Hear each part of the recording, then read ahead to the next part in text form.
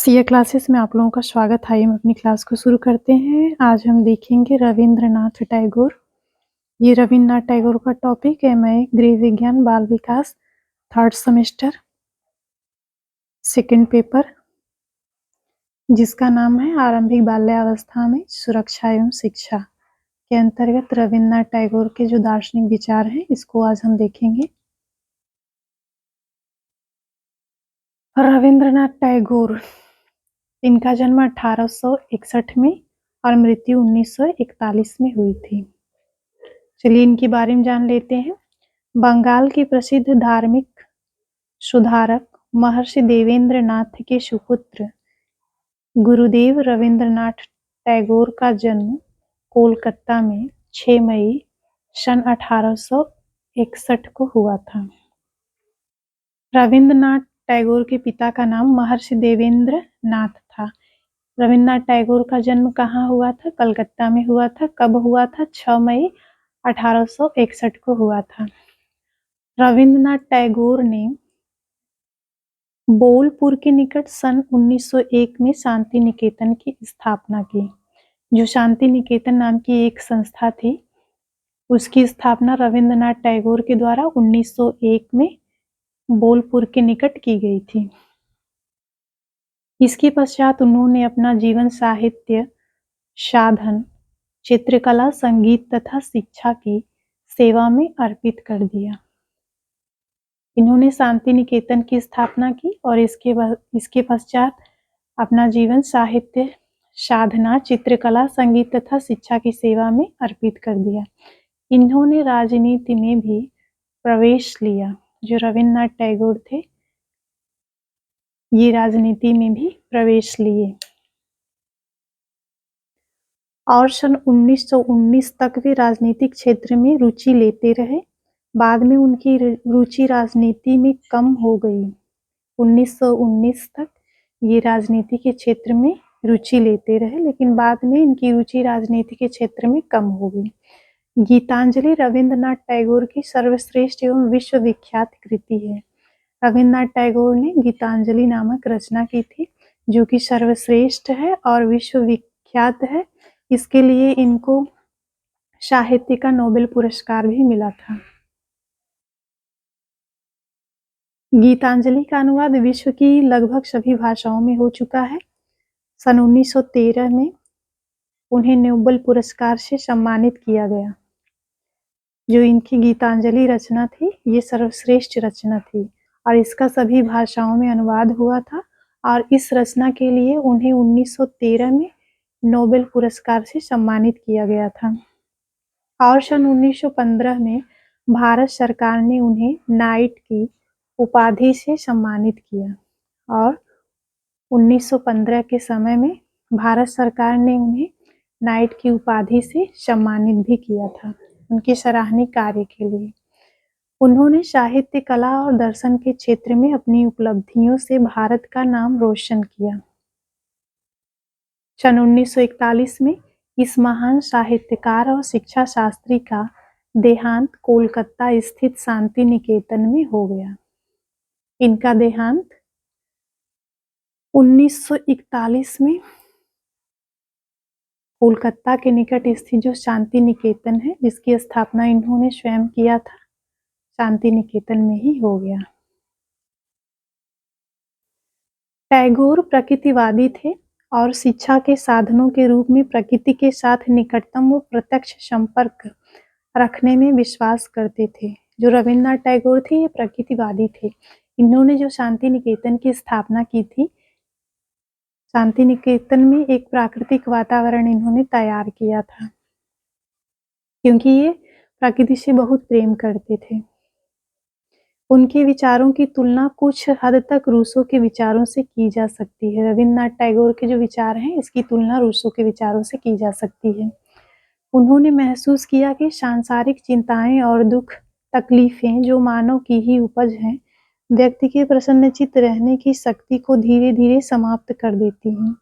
रविन्द्रनाथ टैगोर ने महसूस किया कि जो सांसारिक चिंताएं हैं, दुख हैं, तकलीफ हैं, मानव, ये सभी मानव की ही उपज होती हैं, जिसके कारण व्यक्ति का क्या होता है, प्रसन्नचित्त नहीं रह पाता है और उसकी प्रसन्नता धीरे-धीरे समाप्त हो जाती है।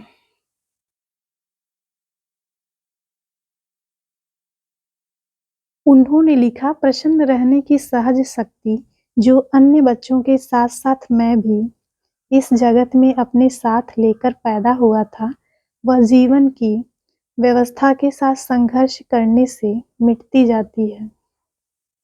इन्होंने लिखा कि प्रसन्न रहने की जो सहज शक्ति होती है, जो अन्य बच्चों के साथ-साथ मैं भी इस जगत में अपने साथ लेकर पैदा हुआ था। उनका कहना था कि बच्चा जब पैदा होता है तो उस समय वो प्रसन्नचित्त रहता है, उसके अंदर इतनी शक्ति होती है कि वो हमेशा खुश रहता है। परंतु वह जीवन की व्यवस्था के साथ संघर्ष करने से मिटती जाती है, लेकिन उसकी जो प्रसन्नता होती है, जीवन की जटिलताओं और संघर्ष के कारण धीरे-धीरे मिटती जाती है या समाप्त होती चली जाती है। उन्हें आधुनिकीकरण और औद्योगिकीकरण के फलस्वरूप प्रकृति के साथ संपर्क का कम हो जाना पसंद नहीं था और इसलिए उन्होंने इस संतुलन को पुनः वापस लाने का प्रयास किया। उन्होंने कहा, बच्चे सांसारिक विषयों से अछूते हैं और वह सहज रूप से जगत के साथ घनिष्ठ संबंध स्थापित कर लेते हैं।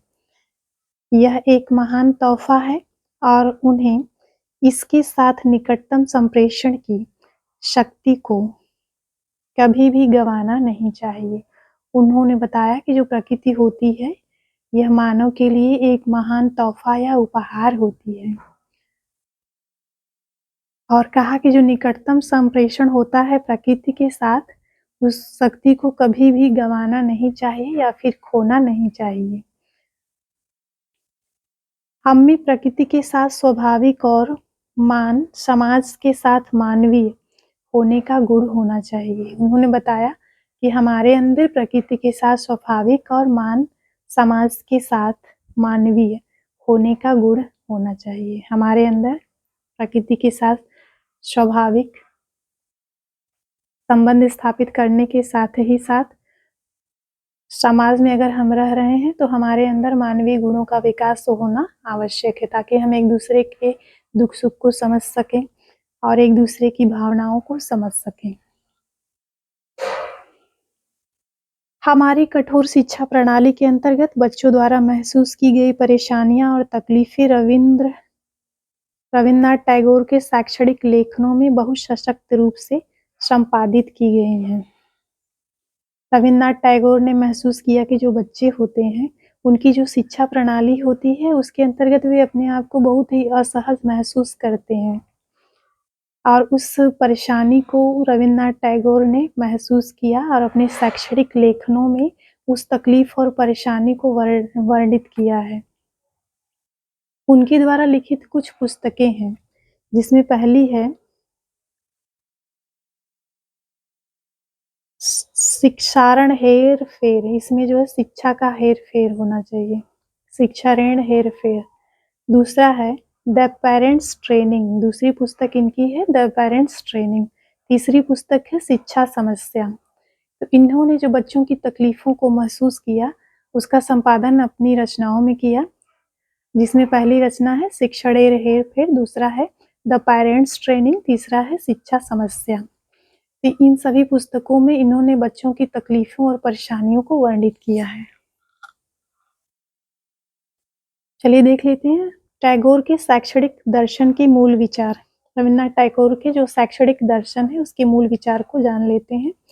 टैगोर का यह मानना है कि बच्चे को प्रारंभिक वर्षों में स्वतः प्रक्रिया द्वारा वस्तुओं और व्यक्तियों के साथ संपर्क के दौरान वास्तविकता तक पहुंचना चाहिए।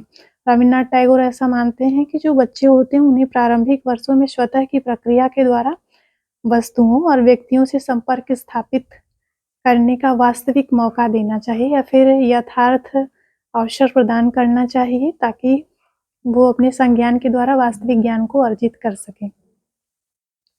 यह बच्चे की रुचियों के व्यापक संभावित विकास के लिए मार्ग प्रशस्त करता है।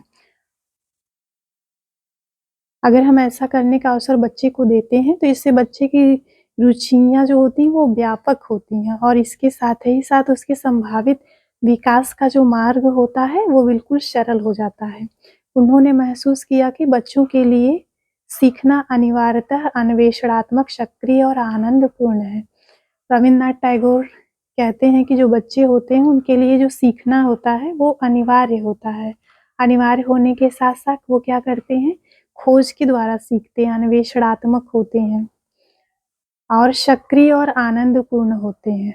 बच्चा जो भी सीखने का प्रयास करता है उसमें वो सक्रिय होता है, सक्रिय होकर आनंदपूर्ण तरीके से किसी भी कार्य को सीखता है, ऐसा रवीन्द्रनाथ टैगोर का मानना था। उनके सालापुर केंद्र में पाठ्यचर्या विषय केंद्रित होने की अपेक्षा क्रिया केंद्रित थी। इन्हें जो शांति निकेतन में शिक्षा व्यवस्था की थी, उसके शांति निकेतन में जो शिक्षा की पाठ्यचर्या थी वो विषय केंद्रित नहीं थी, बल्कि क्या थी, क्रिया केंद्रित थी। बच्चे उसमें करके सीखते थे। वे खेल और क्रियाकलाप के माध्यम से शिक्षा प्रदान करने में विश्वास रखते थे। शांति निकेतन में रवीन्द्रनाथ टैगोर ने बच्चों के लिए जो शिक्षा व्यवस्था की थी उसमें जो है क्रियात्मक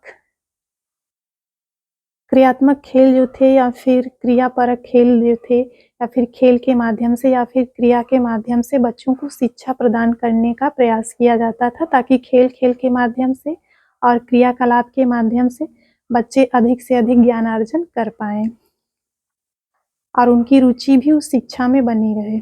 उनके विचार में कला मानव और जगत के बीच का सेतु है।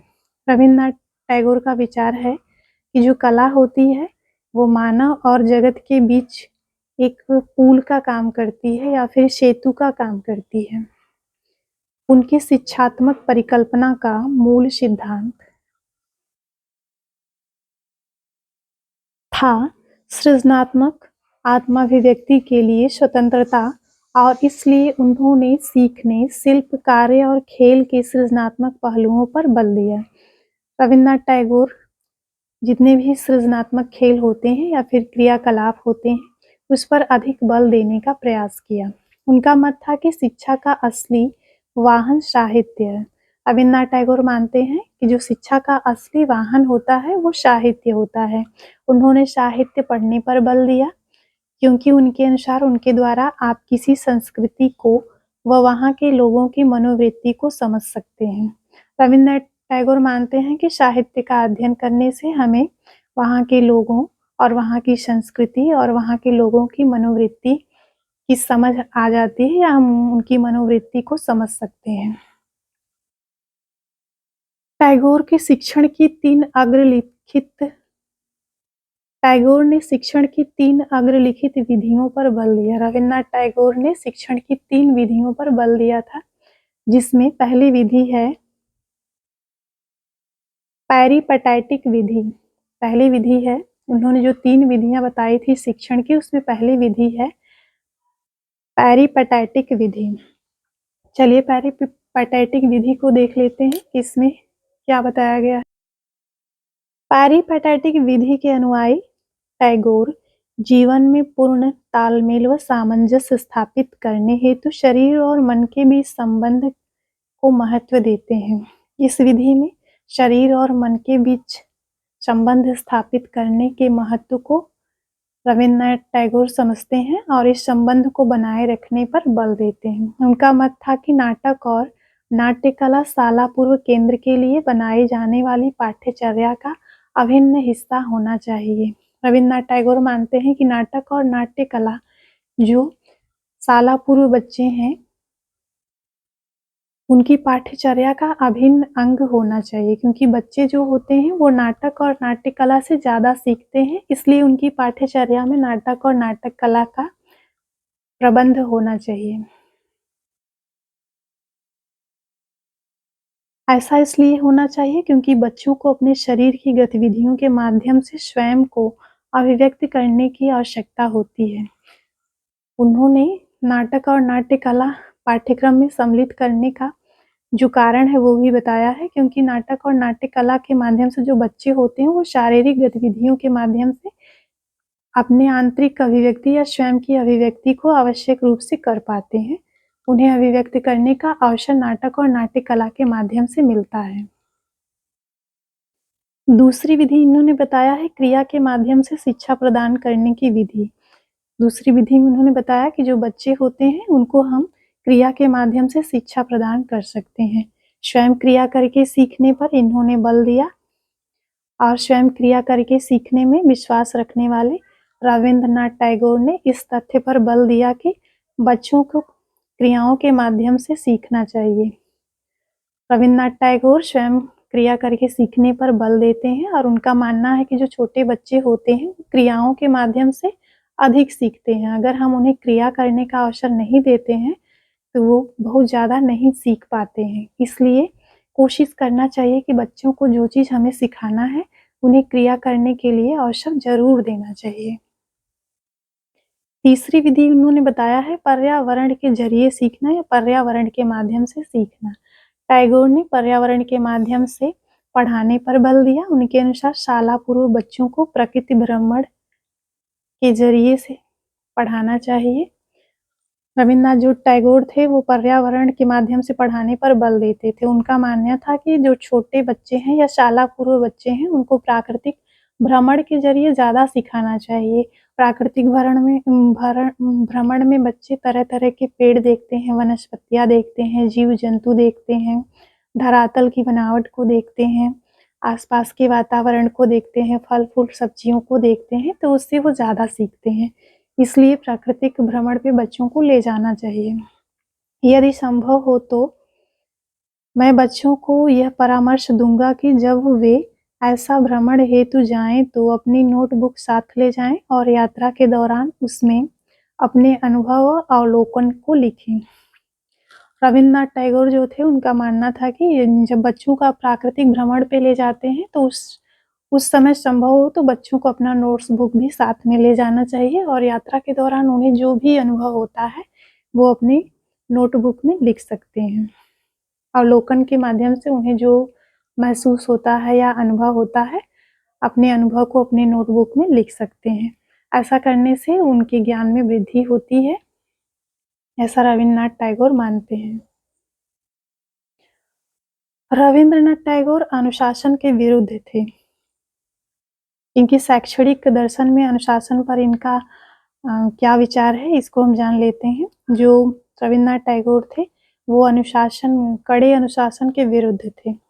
उनका मानना था कि शिक्षा का लक्ष्य मनुष्य को स्वतंत्र रूप से सोचने के लिए प्रोत्साहित करना है। रविन्द्रनाथ टैगोर मानते थे कि बच्चे को कड़े अनुशासन में नहीं रखना चाहिए, बल्कि शिक्षा का लक्ष्य क्या होना चाहिए कि व्यक्ति स्वतंत्र रूप से सोच सके, समझ सके। इसलिए बच्चे को प्रोत्साहित करना चाहिए, बल्कि उसे अनुशासन में नहीं रखना चाहिए। वे 2 पीरियड के बीच विराम देते थे, अर्थात पहला पीरियड समाप्त होने के बाद और दूसरा पीरियड आरंभ होने से पहले वे दोनों पीरियडों के बीच में अंतराल देते थे और कक्षा का स्थल भी एक पेड़ से हटकर दूसरे पेड़ के नीचे बदल देते थे। रविन्द्रनाथ टैगोर ने जो शांति निकेतन में शिक्षा व्यवस्था की थी उसमें 2 पीरियड के बीच में कुछ अंतराल वो रखते थे। पहले पीरियड में बच्चे जिस पेड़ के नीचे पढ़ते थे अगले पीरियड में वो दूसरे पेड़ के नीचे चले जाते थे। उन्होंने महसूस किया कि शिक्षा पर अत्यधिक प्रतिबंध लगाने से शिक्षा अरुचिकर हो जाती है। रविन्द्रनाथ टैगोर ने महसूस किया कि अगर हम बच्चे को बहुत अधिक अनुशासन में रख कर के शिक्षा देते हैं तो इससे शिक्षा क्या होती है, प्रतिबंधित होने लगती है और शिक्षा बच्चे को अरुचिकर लगने लगती है। जब हम उसे स्वतंत्र वातावरण में उसकी इच्छा और रुचि के अनुसार शिक्षा देते हैं तो ये बच्चे के लिए रुचिकर होती है और लंबे समय तक बच्चे की रुचि शिक्षा में बनी रहती है। विद्यार्थी और अध्यापक संबंध को देख लेते हैं। रविन्द्रनाथ टैगोर के अनुसार कि विद्यार्थी और अध्यापक का संबंध कैसा होना चाहिए। विद्यार्थी अध्यापक संबंध उनके शैक्षणिक दर्शन का सर्वाधिक महत्वपूर्ण पहलू था। विद्यार्थी और अध्यापक का जो संबंध होता है वो रविन्द्रनाथ टैगोर के शैक्षणिक दर्शन का महत्वपूर्ण पहलू था या भाग था। उनका विश्वास था कि शिक्षण का प्राथमिक कार्य ऐसा वातावरण तैयार करना है जिससे सृजनात्मक कार्यों को प्रेरणा मिले। रविन्द्रनाथ टैगोर का मानना था कि शिक्षक का कार्य या शिक्षा का पहला कार्य ऐसा होता है कि वो इस तरह का वातावरण तैयार करे जिससे सृजनात्मक कार्यों को प्रेरणा मिले। शिक्षक का पहला कार्य होता है कि ऐसा वातावरण तैयार करे जिसमें जो बालक की सृजनात्मक योग्यता है उसको संपादित करने के लिए बच्चा प्रेरित हो। इस तरह का वातावरण शिक्षक के द्वारा तैयार करना चाहिए। टैगोर ने पर्यावरण के माध्यम से शिक्षण, स्वयं करके सीखना, लर्निंग बाय डूइंग, स्वतः क्रिया के माध्यम से सीखना, एजुकेशन थ्रू सेल्फ एक्टिविटी पर बल दिया। आज शिक्षा के क्षेत्र में वही शालापूर्व केंद्र अच्छा माना जाता है जिसमें टैगोर द्वारा उपयुक्त 3 गुण होते हैं। वर्तमान समय में जो शालापूर्व केंद्र हैं उसमें करके सीखने की व्यवस्था होती है तो अच्छा माना जाता है, क्रिया के माध्यम से बच्चे सीखते हैं तो अच्छा माना जाता है। और वर्तमान समय जो शालापूर्व केंद्र खोले जा रहे हैं उसमें रविंद्रनाथ टैगोर के जो शिक्षा व्यवस्था है या फिर जो उनके दार्शनिक विचार हैं उसको सम्मिलित करके उसको अधिक सफल और सार्थक बनाने का प्रयास किया जा रहा है। क्लास यहीं पे समाप्त होती है।